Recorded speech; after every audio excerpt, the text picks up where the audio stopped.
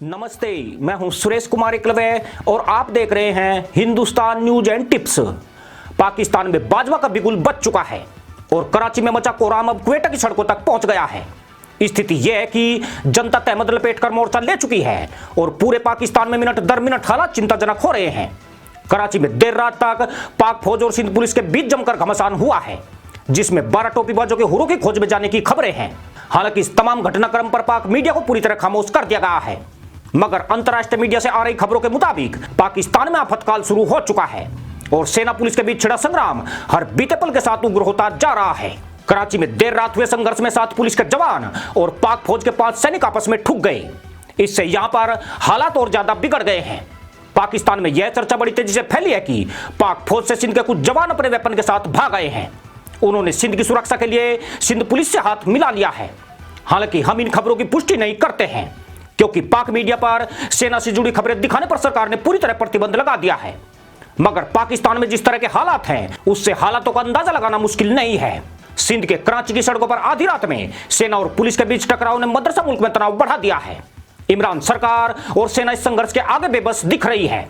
खास बात यह है कि सिंध की जनता भी बाजवा की फौज और इमरान खान के खिलाफ लामबंद हो गई है, जिससे केवल सिंध में ही नहीं बल्कि पूरे मुल्ला मुल्क में गहरे युद्ध छिड़ने का अंदेशा उत्पन्न हो गया है। बताया जाता है कि इमरान सरकार देश में किसी भी वक्त इमरजेंसी का ऐलान कर सकती है। इस देश में तेजी से बिगड़ती स्थिति को कंट्रोल करने के लिए सरकार के पास यही एकमात्र विकल्प बचा है। लेकिन पाक के थिंक टैंक ने आगाह किया है कि सरकार को इस बारे में पूरी प्लानिंग और गंभीरता से विचार करना होगा। विशेषज्ञों को आशंका है कि इससे सरकार का दांव उल्टा पड़ सकता है, क्योंकि ऐसी हालत में स्थिति बिगड़ गई तो फिर सरकार उसे कंट्रोल नहीं कर पाएगी।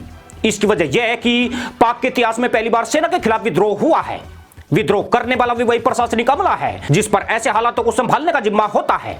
यानी अगर सरकार इमरजेंसी की घोषणा करती है तो इससे टकराव भी ज्यादा बढ़ सकता है। बताया जा रहा है कि इमरान सरकार पंजाब पुलिस को सिंध में उतारने का निर्णय ले सकती है, पर दिक्कत यह है कि सिंध प्रांत की सरकार इसकी अनुमति शायद ही दे पाएगी। सिंधियों को पंजाबी मुसलमान पहले से ही पसंद नहीं है। अगर पंजाब पुलिस सिंध में उतरती है तो हालात और ज्यादा खौफनाक हो सकते हैं। इसका मतलब यह है कि स्थिति से निपटने के विकल्प सीमित होने के चलते बाजवा और इमरान लाचार हो गए हैं। पाकिस्तान के सामने केवल पुलिस सेना विद्रोह ही बड़ी टेंशन नहीं है, बल्कि सिंधी अलगाववादी भी हालात का फायदा उठाने के लिए सक्रिय हो गए हैं। उन्होंने सिंध देश की अपनी पुरानी मांग को पक देना शुरू कर दिया है। क्यास लगाए जा रहे हैं कि इन हालातों में पाकिस्तान टुकड़े टुकड़े होने की शुरुआत कर चुका है और कैप्टन सफदर की गिरफ्तारी पाकिस्तान के लिए काला अध्याय बन सकती है। केवल इतना ही नहीं, बलूचिस्तान की मांग कर रहे बलूचों ने भी क्वेटा से लाहौर तक पैदल मार्च शुरू कर दिया है और वे बड़ी तादाद में लाहौर की तरफ बढ़ रहे हैं, जिससे इमरान के हाथ पांव और ज्यादा फूल गए हैं। बाजवा की मुश्किल यह है कि सेना पर उनका नियंत्रण कमजोर होता जा रहा है। पाक आर्मी में प्रांतवाद और सुन्नीवाद खुलकर सामने आने लगा है। सिंधी सैनिकों के बैरकों से भागने की खबरों ने बाजवा के पूरी तरह पसीने छुड़ा दिए हैं, जबकि बाजवा अपने घरेलू हालातों से ध्यान भटकाने के लिए कल से एलओसी पर रात गुजार रहे हैं। सिंध से उठी बगावत की बुलंद आवाज ने पाकिस्तान को खंड खंड करने का बिगुल फूंक दिया है। गिलगिट बाल्टिस्तान में पिछले एक हफ्ते से पाक सेना के खिलाफ आंदोलन चल रहा है। गिलगिट बाल्टिस्तान के लोगों ने ऐलान कर दिया कि वह पाकिस्तान का हिस्सा नहीं है और पाकिस्तानी सरकार को उनके लिए निर्णय लेने का कोई अधिकार नहीं है। गिलगिट बाल्टिस्तान की जनता वहां से पाक फौज को वापस बुलाने पर अड़ गई है। साथ ही गिलगिट बाल्टिस्तान की आजादी की मांग करने वाले जेल में बंद फ्रीडम फाइटर की रिहाई को लेकर आंदोलन तेज कर दिया है। यानी आज की घड़ी पाकिस्तान के कोने कोने में जुतम पैजार चल रही है। यह उस मुल्ला मुल्क में हो रहा है जो अपने ही प्रांतों को नहीं संभाल पाया है और भारत से आज भी कश्मीर के ख्वाब देख रहा है। सिंध प्रांत से शुरू हो चुका आफतकाल पाकिस्तान के टुकड़े करने की पहली पायदान है।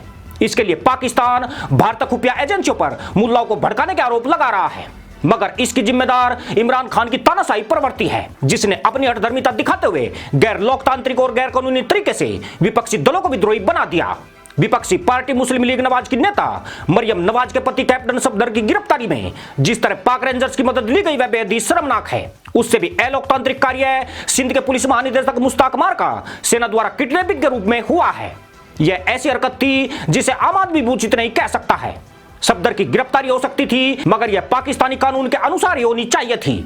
लेकिन इमरान खान ने तमाम कानूनी प्रक्रियाओं को ताक पर रखकर यह अनैतिक कार्य किया है। पाकिस्तान में विद्रोह के लिए इमरान सरकार और बाजवा दोनों बराबर के भागीदार हैं। जनरल बाजवा का तो अपना एजेंडा है।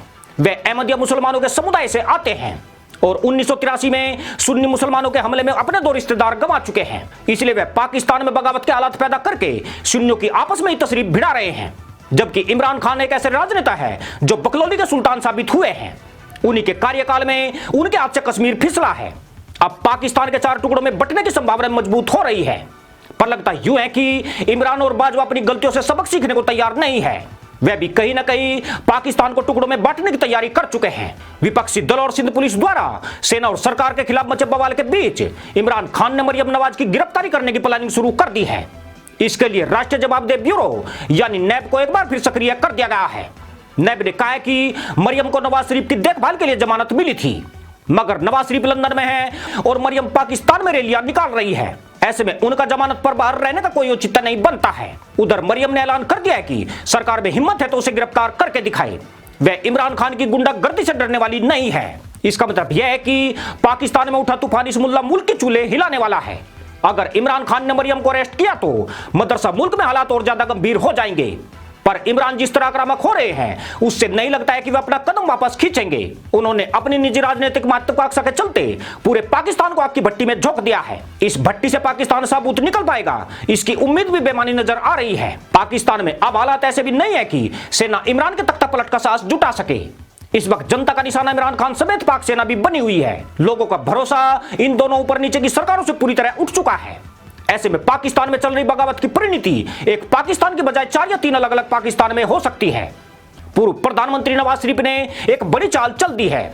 वे पाकिस्तान में एक ऐसे लोकतंत्र की उम्मीद कर बैठे हैं जहां सेना भी पूरी तरह सरकार द्वारा नियंत्रित हो सके, मगर उनका यह ख्वाब पाकिस्तान जैसे इस्लामिक मुल्क में कभी साकार नहीं हो सकता है। इस देश में हर एक मुल्ला अपना अलग तहमंद पहनकर चलता है। इन जाहिलों को तशरीफ उठाने गिराने से ज्यादा अकल नहीं है। लोकतंत्र से ज्यादा इन्हें तशरीफ पर पड़ने वाले डंडे भाते हैं। इसलिए पाकिस्तान में हो रही सिर्फ फुटबॉल इनके लिए सुकून और हमारे लिए हैरानी की बात है। इसी के साथ अनुमति दोस्तों, जय जवान जय किसान जय हिंद वंदे मातरम।